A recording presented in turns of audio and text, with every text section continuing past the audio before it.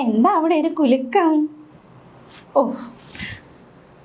സഹൃദയരെ, യാഷിന്റെ toxic teaser പുറത്തിറങ്ങിയപ്പോൾ മുഴുവൻ കാണാതെ ആവേശത്തോടെ അത് ഫാമിലി ഗ്രൂപ്പിൽ ഷെയർ ചെയ്യുകയും വീട്ടിൽ ഉച്ചത്തിൽ ടി വിയിൽ മുഴക്കെ ശബ്ദമിട്ട് കേട്ട് മാനം കെട്ടവരെയും ഫോണിൽ ഉറക്കെ വെച്ചുകൊണ്ട് ചുറ്റുമുള്ളവരുടെ മുന്നിൽ മാനം കെട്ടവരെയും ഒക്കെ സ്മരിച്ചുകൊണ്ട് ഞാൻ ഈ വേദിയിലേക്ക് ക്ഷണിക്കുകയാണ് 2026 ട്രോൾ ഇര number 2 on stage Geethu Mohandas.